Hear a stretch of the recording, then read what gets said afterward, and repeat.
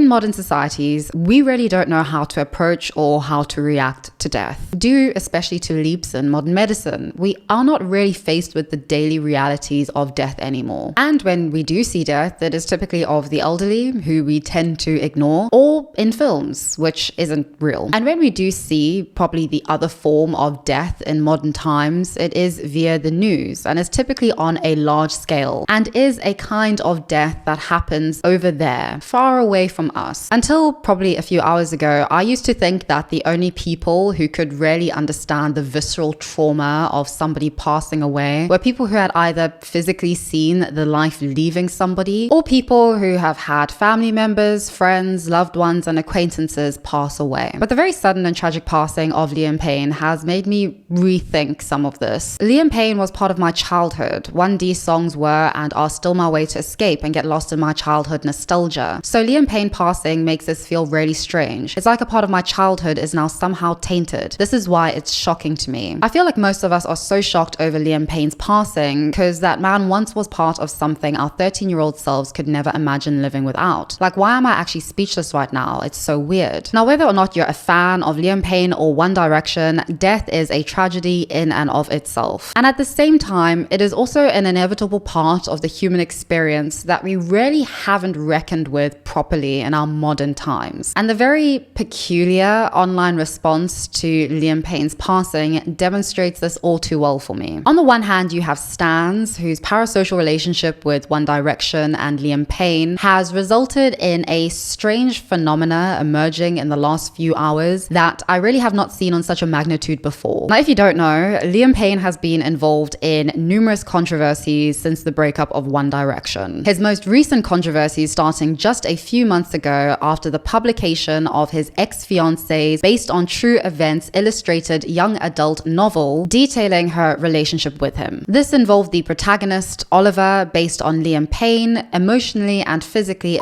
her, that is Maya Henry, the ex-fiancée, which included an instance of him chasing her around the house with an axe, coercing her into an abortion, and harassing her and her family after she decided to leave him. Many stans and some media outlets have been either indirectly or in many cases directly blaming her as well as Liam Payne's current girlfriend for this tragedy. A tragedy which, at least based on the 911 call, appears to have, at least at the time of writing, been induced by Liam's alcohol and drug use in his hotel room. Now, the blame directed toward his current girlfriend seems to revolve around Liam having posted several Snapchats the morning of his passing in which the two can be seen breakfasting together. And I kid you not, she is accused of being involved or somehow responsible, even though she had left Argentina way before any of this happened, because of her annoying voice, because she has no substance, and because, I guess, I don't know, she's a woman. Now, similarly to stan culture in this regard, you have another interesting phenomena that is taking hold right now. Now, over a week ago, a very popular commentary YouTuber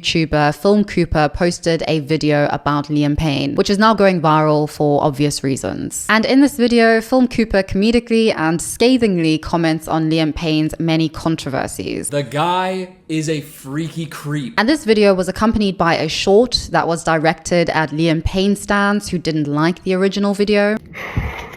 Dear every Liam Payne stan in the world, I want to apologize to the both of you. I am so sorry that I made that video about your sweet young man. I know that you love him so much, but I just thought it was a little bit weird how he kept asking people who were like super mega huge fans of him in One Direction to send them a bunch of like explicit pictures of their like boobs and naked body and stuff, and he didn't even ask what their ages were. And I thought that was a little bit weird. And also, I thought it was a little bit weird how he was saying kind of homophobic things a little bit when he was in One Direction. I thought that was weird. And also how nobody in the band really liked him because of how annoying and awful he was being to them. And I did also think that it was a little bit bad how he was like a horrible and abusive boyfriend, and now his ex-girlfriend is coming out telling stories about that. But I have gotten a lot of feedback from the Liam Payne stan community saying, hey, you don't even know him. Not like I do. I watch a lot of edits online. And here's the thing, I just kind of maybe rushed to judgment based on that one interview where he said that Harry Styles might not like his solo music because it's a little bit too hip-hop for him, which I found a little bit interesting because the only thing that was kind of hip-hop was that he had Quavo on Strip That Down For Me, but I don't know if having a black guy in your studio makes you hip-hop. So I thought that was a little bit weird. Also how cringe he was with Zayn. There'll be less time you ever use your hands. Like, that was a little bit weird. Also tried to steal attention from everybody and being friends with Logan Paul and Gary Vee. I just thought, you know, his whole vibe is a little bit cringe, but for every Liam Payne stan out there, the two of y'all, I'm really sorry for making that video about him, and I just want to really sincerely apologize to the both of y'all.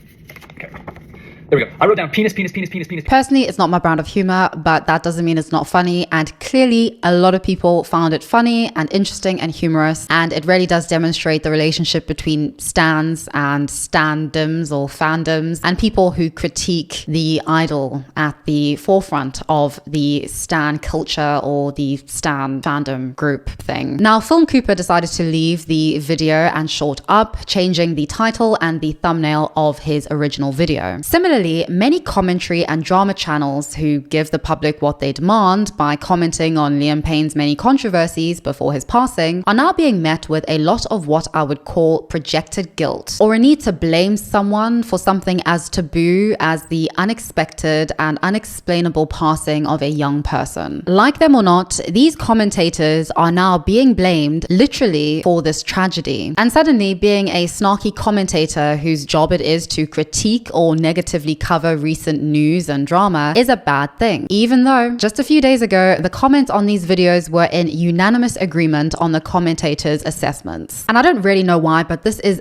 bizarre to me, especially because I think that this is just going to lead to the mass privating of all old and new Liam Payne videos. I personally think that this sends the wrong message, indicating that when a person passes, their behavior whilst living is therefore unimportant, excusable, and deserving of being forgotten. But of course, each to their own. I know many YouTubers are audience captured. It's very hard not to be. And I do know that many YouTubers are just really businesses that prioritize keeping as many people subscribed and happy as possible. That is a very objective and understandable business strategy. I mean, if every YouTuber had to think of the prospect that the person who they're making a video on could be hit by a bus tomorrow, we'd literally have no commentary, we'd have no video essays, God forbid we'd have no true crime. And I know y'all are huge true crime fanatics. Hell, there may only be dog and cat videos on the internet from now on. What a beautiful, beautiful, happy, ignorant, and naive world that would be. And then on the other hand, we're seeing another extreme of people declaring that because of everything that Liam Payne is accused of doing in his life whilst alive, it therefore warrants absolutely no sympathy for his tragic passing. Now, in the past, I've gotten a lot of flack for this opinion because this is the internet, but I'm going to say what I'm going to say. I don't care if you're Satan himself and your life has ended. Death is a tragedy, even if it isn't my tragedy. This is a tragedy, and I'm sure an unimaginable time for Liam Payne's family, for his friends, his acquaintances, for his child. People who do bad things, who are deplorable, who we just do not like or care about, have people in their life and in their world who they do love and who they do, I am sure, treat well. Heck, P. Diddy's mother thinks that he is the bee's knees based on everything she's been saying in the last few days. What I'm trying to say is that I think it's very important for us to be considerate and understanding of what somebody dying actually means, even if we don't respect them. We all have a network of people around us or in our lives who will be impacted by something bad or tragic happening to us. And it is those people, at the very least, who deserve respect in their grieving. These kinds of comments are objectively deplorable, and the internet has a lot to do with this. We can anonymize ourselves. We say things online that we would not dream of saying to people in real life, let alone to the family members of said people. I mean, imagine saying this to Liam Payne's child. Basically, it feels like a lot of people online are blaming somebody else for a death that we can't face and don't want to face in its raw reality. A tragedy that we can't believe happened or could ever happen, or just don't have the modern vocabulary or sympathy to articulate or deal with in a constructive, respectful, and humane way. Oh yes, there's also another collective of people online who are using this as a very good opportunity to virtue signal about their cause. Oh, I hate, but I also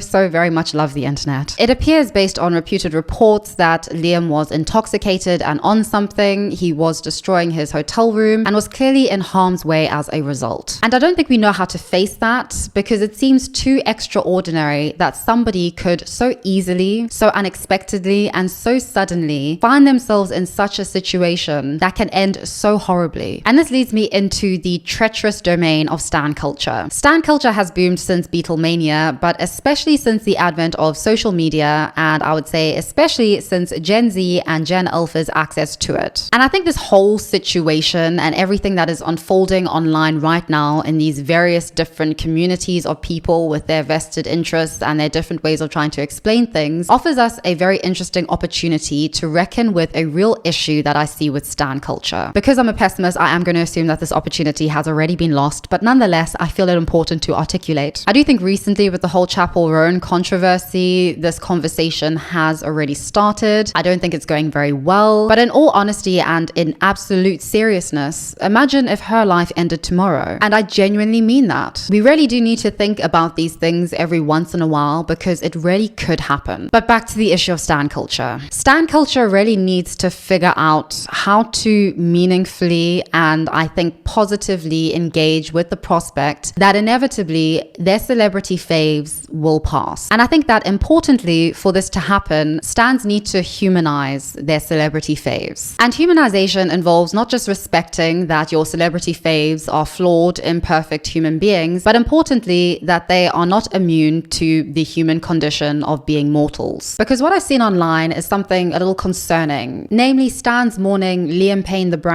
as he was in his late teens and early 20s relative to the man that Liam Payne was now. And I don't know if it's just me, but this seems like a very harrowing and very burdensome way to grieve someone. When you're grieving somebody who no longer existed, they've passed now, and you very clearly, based on the comments at least, don't really know how to feel or what to do with yourself. It seems like a very disconcerted and, as I said, a very harrowing way to grieve someone. A very incomplete way to even start beginning to grieve somebody. Grieving a sort of ideal of a person as they were when you were, say, 13, relative to who they were just a few days ago. A person who was clearly imperfect, had seemingly, at least based on evidence, done a lot of things that we do not condone, and clearly needed a lot of help. And I think this is very difficult because the very essence of stan culture involves a kind of immortalization which sort of paralyzes the idol or idealization of the celebrity in time. It's very obvious that a lot of people commenting about Liam Payne are looking at him from a very nostalgic lens and don't really know what to do with this information or know what to do with themselves. It is very concerning to see, and is something that I really think stan culture has not at all reckoned with or prepared the stans for. And a very important part of this humanization also involves appreciating that our parasocial celebrity faves do not actually care about us or know us beyond us simply being a statistic to them, a statistic to their team, a statistic to their art and an appreciation of their art. Loving your fans is in no way equivalent to loving the individuals that make up those fans. Now, based on the evidence of some of Liam Payne's actions toward his female fans, some of whom were underage at the time, it is possible and important to not only respect the dead, but also the living. In the same way that we inadvertently and rather nonchalantly dehumanize celebrities for our parasocial, idolizing, and personal reasons, they do the same to us for their monetary, brand, and personal reasons. And it feels like a never-ending cycle of dehumanization that reaches its bizarre climax when something as tragic as this suddenly happens and nobody knows how to react accordingly. A widespread conversation is needed on what death looks like in our social media, modern and scientific age. An age which can very crudely be defined as an age without a God. That is a universal God, where there is no universal truth or universal understanding of what death looks like and what it means, of what the afterlife looks like. It is very clear that on social media, negativity and rage thrive, especially when it is directed at individuals, most notably celebrities and public figures. And we also live in a modern age where accountability and calling people out for their quote-unquote bad behavior is becoming more normalized. But we seem to have blundered continuing this conversation when it comes to talking about those who are no longer with us. To only speak good of the dead doesn't correspond at all well with how we've been primed in our modern age to speak of the living, especially online. It seems fine to critique, criticize, or even hate people until they die. I have only started to see comments and to read about the mental health of Liam Payne since the breaking of this freak accident and tragic news. And this seems to be a running theme with anything to do with mental health, with alcoholism, with drug abuse, with any kind of abuse. Only when the unthinkable happens does the world suddenly start to care. And the problem is that how we face and conceptualize death in our modern scientific age is just that. It is deemed unthinkable. We don't want to think about it, and so we never face it in our reality. And somehow, I think this collective mindset means that we think that the inevitable somehow will not happen. And so when it does happen at the young and tender age of 31, the internet doesn't know how to respond or to act accordingly. Because only this morning, Liam Payne posted on Snapchat, and now we have to try and read his body language to see signs of the emptiness and the loneliness and the mental health crisis within, that his girlfriend, who has no substance and an annoying voice, didn't respond to. And of course, commentary YouTubers are to blame. I would say that this is one of the unspoken harms and downsides of our culture of nostalgia that stan culture fits quite perfectly into, and which I'd argue we are increasingly using to deal with the harshness of modern life. This nostalgia and culture allows us to idolize and therefore to immortalize a person, a show, a golden era that is no more and that probably never was. And I think the harm in that is that we forget about reality. We forget about now, about what can actually happen right now. There's something a bit disconcerting about the limbo that I'm seeing many people, that is many adults who were One Direction fans, being in as a result of what has happened. And it's concerning because there doesn't seem to be any means for or very healthy outlet for expressing how one can mourn somebody who one doesn't actually know, who one will never and has never known. There really do not seem to be the tools in our arsenal to reckon with the fact that parasocial relationships and our relationships with celebrities are very unique and exceptional ones that we have not ever had to really deal with. It'll be very interesting to see how this pans out, but as I said, I do find this quite concerning. But I'd love to hear your thoughts and opinions. Are you a One Direction fan, or were you? How does Liam Payne feature in your life, if at all, and how has this impacted you and how you feel? Please do always remember to be respectful in the comments, and my sincere condolences to anybody impacted by this. May Liam Payne rest in peace, and my genuine thoughts and prayers go to his family, friends, and loved ones.